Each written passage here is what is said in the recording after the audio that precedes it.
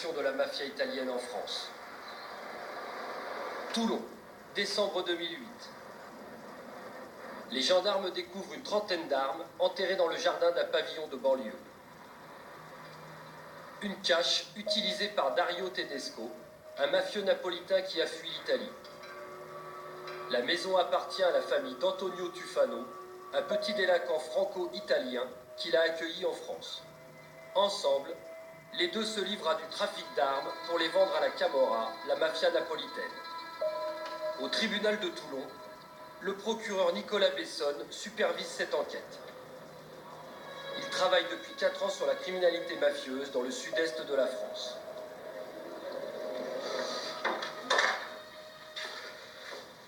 Alors on a grosso modo les scellés les plus importants du dossier Tufano, qui ont été saisis par les gendarmes au cours de l'enquête.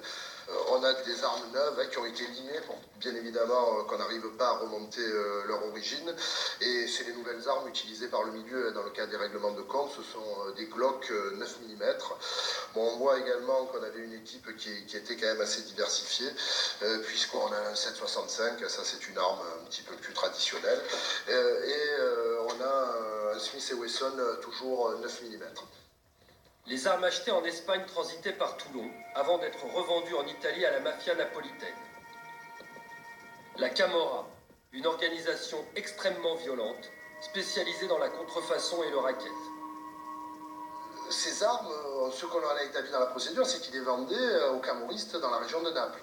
Il n'est pas impossible qu'il en ait également vendu en France, puisqu'on a encore un certain nombre de témoignages, notamment d'un individu qui, dans la procédure, va indiquer que Tufano se vantait auprès d'un certain nombre de truands, de connaître également des gens sur Marseille, et qu'il pouvait obtenir tout ce qu'il désirait, voire des bazookas, des mitrailleuses et des fusils lance-roquettes. Jugé à Toulon en mars 2011, Antonio Tufano a été condamné à 8 ans de prison ferme pour trafic d'armes. Dario Tedesco, lui, a été jugé à Naples. Il a pris perpétuité pour meurtre. Si la justice a pu arrêter ce trafic d'armes entre la France et l'Italie, c'est grâce aux révélations d'un autre repenti, l'un des plus grands boss de la mafia napolitaine.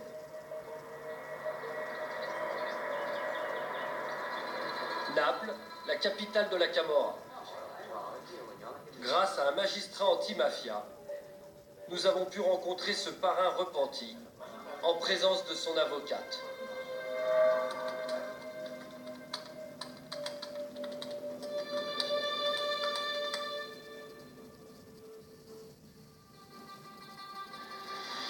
Giovanni Messina a dénoncé les siens en échange d'une liberté surveillée sous haute protection. Je ne suis pas recherché par un clan, mais par de nombreux clans. Le danger pour moi est maintenant, mais aussi dans 20 ans, dans 30 ans. Il y aura toujours le risque que quelqu'un nous retrouve, moi ou des membres de ma famille. Ma femme, mes enfants et même mes frères sont tous protégés par la police. Le parrain confirme une fois de plus que la France est utilisée comme base logistique par la Camorra. Dario Tedesco, le trafiquant d'armes arrêté à Toulon, était son lieutenant. Tedesco Dario était mon affilié, mon bras droit, ma personne de confiance. Lui, il allait et venait. Mais il s'était établi pendant un peu de temps là-bas pour des raisons de sécurité et aussi pour des affaires. Il s'était installé en France. Pour des activités illicites? Oui, on parle d'activités illicites bien sûr. Un camorriste va où il trouve une opportunité. Il l'a trouvé en France, donc ça a commencé en France. Mais cela aurait pu être en Espagne ou ailleurs. Ça fait rien. L'important c'est de trouver un terrain fertile où pouvoir mener des activités illicites. Et le terrain fertile, la Camorra dans ce cas l'avait trouvé à Toulon. Mais pourquoi cet intérêt pour la France? Les criminels italiens ont bien compris que notre législation est mal adaptée pour lutter contre les organisations mafieuses. Nous, l'infraction d'association de malfaiteurs existe, mais il faut encore qu'il y ait un projet de commettre une infraction. Alors que l'association mafieuse en droit italien, vous n'avez pas besoin de démontrer une finalité pour commettre un trafic de stupéfiants, pour commettre un meurtre, pour commettre un braquage. Vous pouvez obtenir une condamnation sans avoir même à démontrer quelle était la finalité de la dite association, dès lors que vous démontrez qu'elle est mafieuse.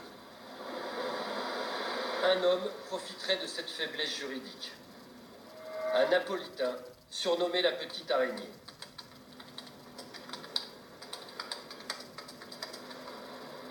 Condamné pour association mafieuse, trafic de drogue et détention d'armes, en Italie, il est toujours considéré par les magistrats